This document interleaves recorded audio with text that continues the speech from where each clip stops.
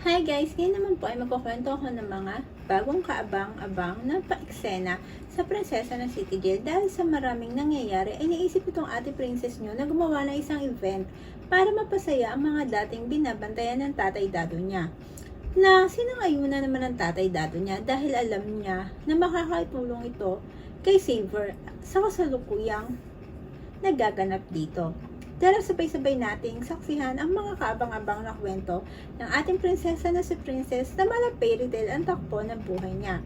Dahil nga sa ginawang pagtulong nitong si Kuya Saver nyo kay Justin ay siya ang hinanap ng mga taong naghahanap dito. Kaya naman nang nahanap siya ng mga naghahanap kay Justin ay wala na itong nagawa kundi ang sumama sa mga ito. Kaya naman habang kinakausap siya ng mga ito ay kailangan muna niyang ipatingin ang kanyang braso dahil habang naglalakad siya kanina ay nabangga siya ng isang paparating na delivery ng pagkain. Kaya naman nang nagamot na ito ay sinabi nitong si Kuya Saver nyo na kailangang makausap niya ang kanyang lolo dahil tiyak na mag-aalala ito sa kanya.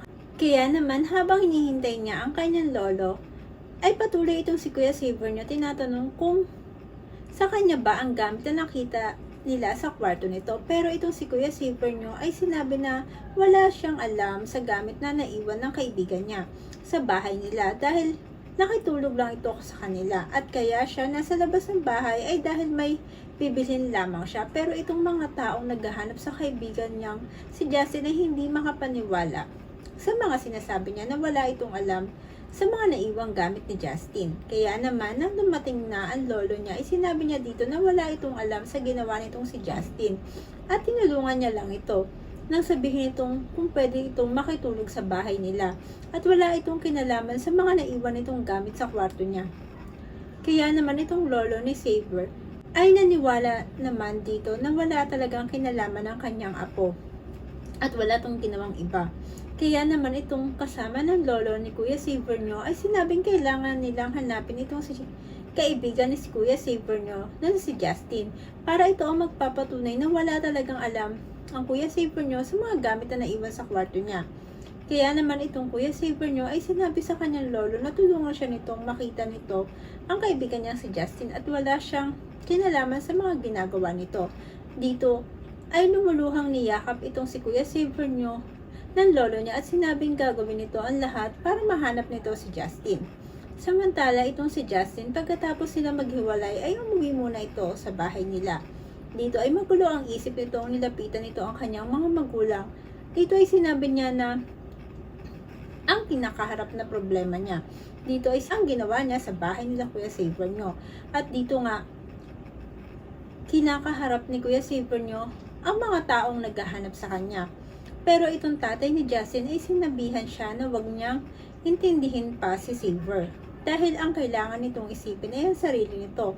Dahil ilang beses na nila itong pinagsabihan na tumigil na ito sa ginagawa nito. Pero hindi sila nito pinakinggan. Kaya naman, pinagdiinan ng tatay ni Justin na wala itong sasabihin na kahit ano sa mga taong magtatanong dito kung may alam ba ito sa nangyayari kay Saver. Pero itong si Justin ay naluluhang sinabi na kailangan niyang tulungan si Saver dahil kaibigan niya ito at tinulungan siya nito. Ito lang ang nakita ng mga naghahanap sa kanya at nasa kwarto nito ang nakita ang mga gamit na naiwan niya. Kaya ito ngayon ang humarap sa mga naghahanap sa kanya na dapat ay siya ang humaharap.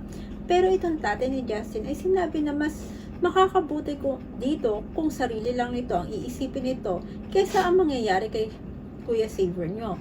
Dahil mas makakabuti dito na iligtas nito ang sarili nito kaysa ang tulungan pa ang kaibigan nitong si Saver. Dahil hindi ito nadadala. Dahil paulit-ulit nitong ginagawa ang mga bagay na naglalagay dito sa alanganin. Kaya naman ang iwan na ito ng kanyang magulang ay walang nagawa itong si Justin kundi ang maiyak sa isang tabi. Dito nga habang umiiyak ito ay nakatanggap ito ng tawag mula kay Ate Levinyo. Pero hindi niya alam kung sasagutin ba niya ang tawag nitong si Ate Levinyo dahil hindi niya alam ang sasabihin dito kapag nagtanong ito tungkol sa nangyari kay Kuya Saver nyo. Dahil alam niya, pipilitin siya nito magsalita kung bakit gano'n na nangyari kay Saver.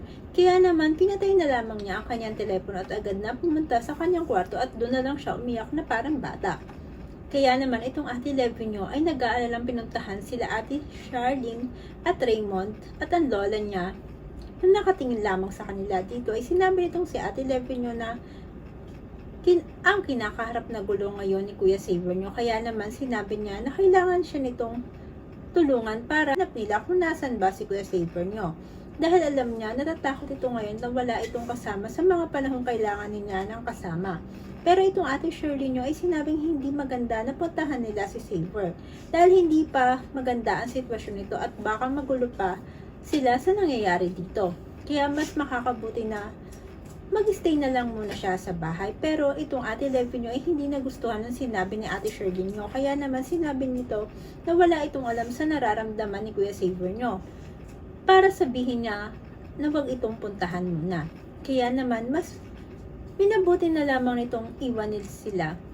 Ate Shirley dito nga ay pumunta siya sa kanyang kwarto at sinubukan niyang tawagan muli itong si Justin. Pero nakapatay na ang telepono nito kaya naman lalo lang siya na hindi napalagay. Kaya naman muli niyang tinawagan si Ava pero itong kaibigan niya ay walang nahanap na balita sa kanya tungkol kay Savior. Dito sinabi na lang niya natawagan na lang siya uli kapag may nahanap itong balita sa nangyari kay Savior.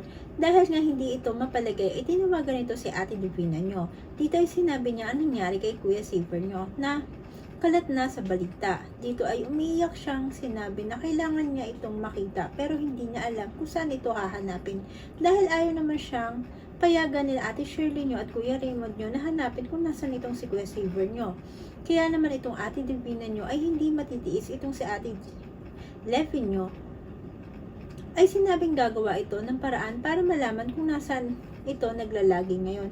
At pag nalaman niya na, ay tatawagan siya nito at sasambahan niya pa rin ito para puntahan niya kung nasaan si Kuya Savior Kaya naman itong Ate Levinyo ay naiiyak na nagpasalamat sa Ate Divina Dito, pahabol na sinabi nito na hindi niya alam ang gagawin kung wala ito, na sana ito na lamang ang totoong mami niya para sa mga gantong pagkakataon ay madadamayan siya nito. Dito ay sinabi ni Ate Divina na huwag na itong mag-alala dahil malapit na mangyari ang panalangin nito. Kaya naman mabuti nitong gawin ay pumunta na lang muna ito sa sports club na pag-aari niya para mabawasan na iniisip nito at magpakasaya muna siya doon habang hinahanap niya kung nasan si Kuya Savior Samantala itong ating bidang si Princess ay pinisita ang mga naging kaibigan niya sa dating trabaho ng tatay dado niya. Dito ay masaya niya sinabi na gusto niyang gumawa ng isang programa. Tiyak na matutuwa sila.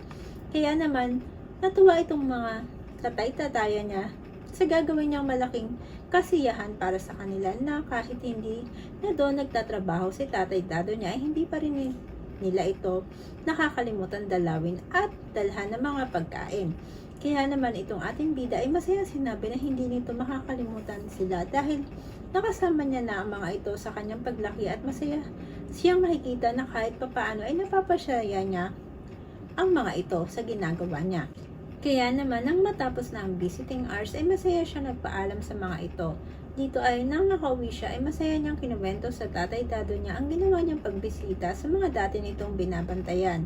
Dito nga nakita niya itong naghahain ng pagkain para sa kanilang dalawa kaya pinatigil niya muna ito at sinabi niya dito na kailangan nitong magpalakas at magpahinga. Kaya naman nang nagsisimula na silang kumain ay sinabi niya dito na ang kanyang plano na gagawin sa programa. Nagagawa sila ng isang role play angkop sa mga naging buhay ng mga tao sa loob. Kaya naman itong tatay dado niyo ay masayang sinabi na susuportahan niya ang lahat ng gusto nitong mangyari para naman may mangyari na maganda sa loob. Para sa maliit na bagay ay mapasaya pa rin nila ang mga tao doon. At dito nga itong Kuya Silver nyo ay gulong-gulo na ang isip sa lahat na nangyayari sa kanya. Dahil sa ginawa niyang pagtulong kay Justin ay siya ang nalagay sa alanganin. Dito ay na-realize niya na maaari siyang iwan nitong si Justin at hindi damayan. Dahil noong huli nilang pagkikita ay takot na takot ito. Dito ay naramdaman niya na ang kalagayan ng nanay Lenny niya. Naisip niya na baka hindi na siya makaalis sa lugar na ito at tuluyan na mawala ang lahat sa kanya. Dahil mabigat ang kinakaharap niyang problema ngayon. Kaya naman ang unang gabi niya ay hindi siya makatulog at hindi pa rin siya makapaniwala sa nangyayaring ito sa kanya. dahil lalo siyang nalungkot nang nagpaalam ang lolo niya na aalis muna ito para asikasuhin ang mga dapat nitong ayusin. Dito nga ito na ang araw na hinihintay na Ate Lenny nyo. Ang araw na babasahin na ang kapalaran niya. Kaya naman sinabi sa kanya na malaya na siya ay napahagulgol ito ng iyak dahil sa wakas ay makikita niyang muli ang kanyang anak na si Saber. Dahil sa haba ng panahon na wala ito sa kanya ay hindi niya ito kinaya. Pero itong lolos ng Kuya Saber niya ay hindi matanggap ang naging resulta ng nangyari. Kaya naman nalapitan ito ni Ate Lenny nyo at tanungin kung kamusta na ang kalagayan ni Kuya Saber nyo ay hindi niya magawang sabihin dito ang nangyayari ngayon kay Kuya Saber nyo. Isang kaabang-abang na naman po ang istorya ang ating natapos at patuloy na susubaybayan muli. Kaya naman po, kung nagustuhan nyo ang aking storytelling ng ating munting prinsesa na si Princess, maaari po ba kayong mag-subscribe sa aking channel at i-click nyo na rin ang ating notification bell para maging updated kayo sa lahat ng aking ina-upload. Thank you so much! Keep safe and God bless you in my next vlog. Bye!